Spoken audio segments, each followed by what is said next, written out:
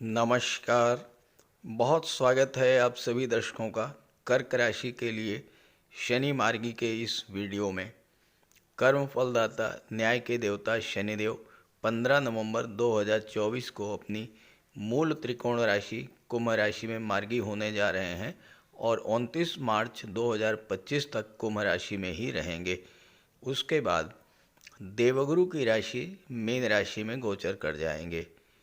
शनिदेव 30 जून को कुंभ राशि में वक्री हुए थे और 15 नवंबर को वक्री से मार्गी होने जा रहे हैं। वक्री अवस्था में किसी भी ग्रह की चाल धीमी हो जाती है और मार्गी होने का अर्थ यह है कि वो ग्रह अपनी सामान्य गति से गतिमान होता है। तो शनि के मार्गी होने का किन जातकों को विशेष लाभ मिलेगा, पहले ये समझते हैं। वो जातक जिनके जीवन में शनि की महादशा, अंतर्दशा या प्रत्यंतर दशा गतिमान है, उनको इस गोचर का विशेष लाभ मिलेगा। साथ ही साथ जो राशियां शनि से संबंध रखती हैं, तुला राशि, कुंभ राशि और मकर राशि, या जो शनि के मित्र ग्रहों की राशियां हैं, वृषभ राशि, मिथुन राशि और कन्या राशि, इनको विशेष लाभ मिलेगा। हालांकि अन्य राशियों को भी लाभ मिलेगा, लेकिन जिनके जीवन में शनि की 7.5 ढैया गतिमान है, कर्क राशि, वृश्चिक राशि, इन्हें विशेष लाभ मिलने जा रहा है। तो शनिदेव के मार्गी होने का कर्क राशि के जातकों के जीवन पर क्या प्रभाव पड़ेगा, इसी का विश्लेषण करेंगे इस वीडियो में। साथ ही साथ इस बात पर भी चर्चा करेंगे कि पिछले 4.5 माह से आपको जीवन में किस किस तरह की बाधाओं का, समस्याओं का सामना करना पड़ा, क्या क्या कष्ट झेलने पड़े और अब शनि के मार्गी होने पर क्या क्या सुखद बदलाव आएंगे आपके जीवन में। ये विश्लेषण आपकी चंद्र राशि के आधार पर किया जा रहा है और वीडियो के अंत में मैं आपको शनिदेव के उपाय भी बताऊंगा। कर्म फल दाता न्याय के देवता शनिदेव 15 नवंबर को कुंभ राशि में मार्गी होने जा रहे हैं। मार्गी होने का अर्थ है अपनी सामान्य गति से गतिमान होना। इसके पहले 30 जून को लगभग 4.5 महीने पहले से शनिदेव वक्री अवस्था में गोचर कर रहे थे, यानी शनिदेव की स्पीड बहुत स्लो हो गई थी। अब शनिदेव एक तो वैसे ही अत्यंत मंद गति से गतिमान होते हैं, एक राशि में 2.5 वर्ष का समय लगता है, और उस पर वक्री हो जाना तो स्पीड और भी स्लो हो गई होगी। तो क्या हुआ होगा आपके साथ, और अगर ऐसा हुआ हो तो कमेंट करके बताइएगा। देखिए, ज्योतिष शास्त्र में शनिदेव को दशम भाव और एकादश भाव का कारक माना गया है, यानी लाभ और कर्म का कारक माना गया है। तो शनि के वक्री होने का सबसे पहला प्रभाव आपके कार्य क्षेत्र पर पड़ा होगा और फिर आपकी इनकम पर पड़ा होगा। जीवन में कुछ पाने के लिए, कुछ बनने के लिए कर्म तो अनिवार्य है, और जब कर्म के कारक ही वक्री हो जाएं तो सीधी सी बात ये हुई कि काम में आपका मन नहीं लगा होगा, शरीर में आलस्य और थकान बढ़ गया होगा, पहले तो कोई काम शुरू करने का मन ही नहीं हुआ होगा, और अगर आधे अधूरे मन से कोई कार्य शुरू भी किया तो वो कार्य पूरा नहीं होगा। कार्य क्षेत्र में तरह तरह की विघ्न बाधाएं आई होंगी। शनि छठे, 8वें, 10वें और 12वें भाव के कारक होते हैं। छठा भाव रोगों का होता है, ऋण का होता है। शनि को ज्योतिष शास्त्र में पैरों का प्रतिनिधित्व दिया गया है, तो आप जोड़ों के दर्द, घुटनों के दर्द, इन सब समस्याओं से भी पीड़ित हुए होंगे। शनि के वक्री होने के कारण आपका लाभ भी प्रभावित हुई, आपकी इनकम प्रभावित हुई, आर्थिक समस्याओं से आप घिरे होंगे, फाइनेंशियल क्राइसिस की स्थिति बनी होगी। ढैया के कारण पिछले 4.5 माह से कर्क राशि के जातकों को क्या क्या कष्ट मिले, इस पर बहुत ज़्यादा विस्तार से जाने की आवश्यकता नहीं है। अब ये समझते हैं कि शनिदेव मार्गी होने के बाद किस तरह का फल आपको प्रदान करेंगे। देखिए, शनि अष्टम भाव में गोचर कर रहे हैं। गोचर में कोई ग्रह जिस भाव में गोचर करता है उस भाव का तो फल देता ही है, तो 8वें भाव का फल देंगे। 8वां भाव एक्टिवेट हो गया। इसके अलावा वो ग्रह जिस भाव का स्वामी होता है उस भाव का भी फल देता है, तो 7वें भाव के स्वामी हैं तो 7वें भाव का भी फल आपको प्रदान करेंगे, तो 7वां भाव भी एक्टिवेट हो गया।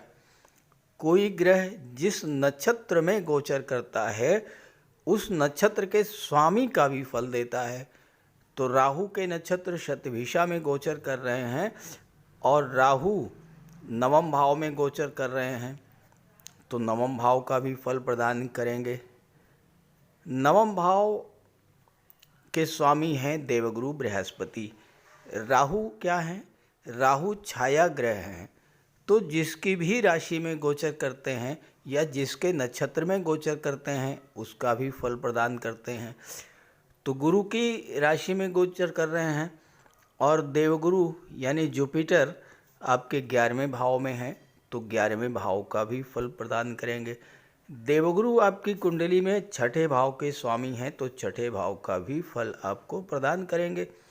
तो इस तरह के शनि के मार्गी होने से, शनि के अष्टम में गोचर करने से आपकी कुंडली का 6ठा भाव, 7वां भाव, 8वां भाव, 9वां भाव और 11वां भाव, ये सभी भाव एक्टिवेट हो गए। तो आने वाले 135 दिनों में शनि के प्रभाव से 6ठे, 7वें, 8वें, 9वें और 11वें भाव के फल आपको प्राप्त होंगे। तो आइए समझते हैं कि शनि किस तरह का फल आपको प्रदान करेंगे। पहले 6ठे भाव की बात करते हैं। 6ठा भाव रोग, ऋण, शत्रुता, नौकरी, कंपटीशन, सर्विस सेक्टर का होता है। तो शनि पहला कार्य तो ये करेंगे कि आपको कर्ज से मुक्ति दिलाएंगे। 6ठे भाव जो है इससे कर्ज बढ़ता है, यानी कर्ज मिलता है। तो अगर आप अपने बिजनेस को ग्रो करने के लिए या कोई प्रॉपर्टी खरीदने के लिए या किसी और कारण से लोन लेना चाहते हैं तो शनि आपको लोन दिलाने में आपकी मदद करेंगे। 6ठे भाव के साथ 8वां भाव भी एक्टिवेट है, तो स्वास्थ्य का आपको विशेष ध्यान रखना होगा। ख़ास करके आर्थराइटिस है, जोड़ों का दर्द, घुटनों का दर्द, पिंडलियों का दर्द, इस तरह की समस्याओं से, या जो जातक ब्लड संबंधी रोगों से पीड़ित हैं उन्हें विशेष सावधानी बरतनी पड़ेगी। जो सीनियर सिटीजन हैं उनको अपने स्वास्थ्य का विशेष ध्यान रखना होगा। 6ठा भाव जो है ये कंपटीशंस का होता है, परीक्षाओं में कंपटीशन है, खेलकूद में कंपटीशन है, या प्रोफेशनल लाइफ में जो चैलेंजेज आपके सामने हैं, तो इन सब में आपको सफलता दिलाएंगे। क्योंकि शनि कर्म के कारक हैं और 10वें भाव पर, कर्म भाव पर दृष्टि भी डाल रहे हैं, तो आपके कार्यों की गति तीव्र होगी। जब कार्यों की गति तीव्र होगी तो सफलता भी मिलेगी और तेज़ी से धन आगम का भी होगा। 6ठा भाव जो है प्रोफेशनल लाइफ का होता है। जो मेडिकल, नर्सिंग, वकालत या जो लोग धर्म अध्यात्म से जुड़े हैं, एस्ट्रोलॉजी से जुड़े हुए हैं, ऐसे जातकों के लिए भी कार्य क्षेत्र में उन्नति और धन लाभ होगा। जो लोग कृषि या कृषि संबंधी क्षेत्रों से जुड़े हुए हैं, पशुपालन है, पोल्ट्री फार्म है, इस तरह का कोई कार्य कर रहे हैं, तो उनके लिए भी लाभ का बेहतर समय है। अब शनि की दृष्टि 5वें भाव पर पड़ रही है और 6ठे भाव का फल दे रहे हैं। 5वां भाव शिक्षा का होता है, बुद्धि का होता है, 6ठा भाव नौकरी का होता है। तो ये समय जो है छात्रों के लिए कोई जॉब मिलने का भी बहुत अच्छा अवसर मिल रहा है, क्योंकि शनि 10वें भाव से भी संबंध बना रहे हैं और 6ठे भाव से भी संबंध बना रहे हैं। अब 7वें भाव की बात करें तो शनि 7वें भाव के स्वामी हैं, 7वां भाव भी एक्टिवेट है। तो आप 7वां भाव क्या होता है? विवाह का होता है, दाम्पत्य सुखों का होता है, बिजनेस का होता है, पार्टनरशिप का होता है। आपके विवाह में जो देरी हो रही थी जो जातक विवाह के इच्छुक थे लेकिन विवाह नहीं हो पा रहा था, अब उनके विवाह में जो देरी थी वो समाप्त होगी, अच्छे से अच्छे रिश्ते मिलेंगे, विवाह तय हो जाएगा, घर में खुशियाँ आएंगी। इन 135 दिनों में एक नहीं दो दो खुशियाँ आपके घर में आएंगी। एक तो शहनाई बजेगी, विवाह होगा। दूसरे पंचम भाव पर दृष्टि है, संतान प्राप्ति में जो देरी हो रही थी वो देरी समाप्त होगी, संतान की प्राप्ति भी हो सकती है। दाम्पत्य सुखों में वृद्धि होगी, फैमिली लाइफ पहले से ज़्यादा मधुर हो जाएगी। जो दूरी बनी थी वो दूरी समाप्त होगी, एक दूसरे से तालमेल बहुत बेहतर होगा। पार्टनरशिप में कोई व्यापार व्यवसाय है आपका तो उसमें भी बेहतर तालमेल होगा। नए कॉन्ट्रैक्ट्स, नए अनुबंध मिलेंगे, नए पार्टनर आपको मिलेंगे।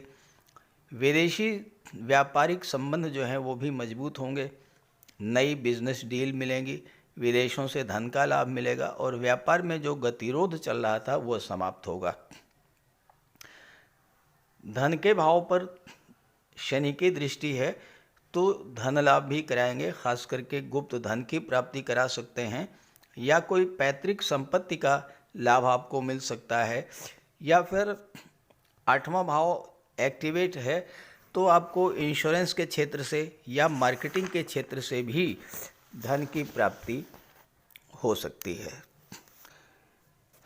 8वां भाव जो होता है ये भूमि के नीचे दबे हुए पदार्थों का होता है। शनि निर्माण के कारक हैं, रियल एस्टेट के कारक हैं, तो जो लोग रियल एस्टेट से जुड़े हैं, प्रॉपर्टी डीलिंग का कार्य करते हैं, चूँकि करियर के भाव पर दृष्टि है, शनि से संबंधित जो भी कार्य आप कर रहे हैं, ऑटोमोबाइल सेक्टर है, ट्रांसपोर्ट टूरिज़्म है, मेडिकल का क्षेत्र है, chemical products, rubber, scrap, metal, minerals, इन सब क्षेत्र से अगर आप जुड़े हुए हैं तो ये समय आपको ज़बरदस्त धन लाभ और कार्य में उन्नति देखने को मिलेगी।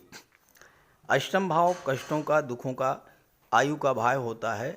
शनि अष्टम भाव में कारक होते हैं तो 8वें आयु में तो वृद्धि करेंगे ही, आपके जो जीवन में जो समस्याएं चल रही थी उन समस्याओं से भी आपको दूर करेंगे। शनि के प्रभाव से आपका 9वां भाव भी एक्टिवेट है और एकादश भाव भी एक्टिवेट है। एकादश भाव में देवगुरु बृहस्पति यानी जुपिटर का गोचर है और 9वां भाव में राहु का गोचर है।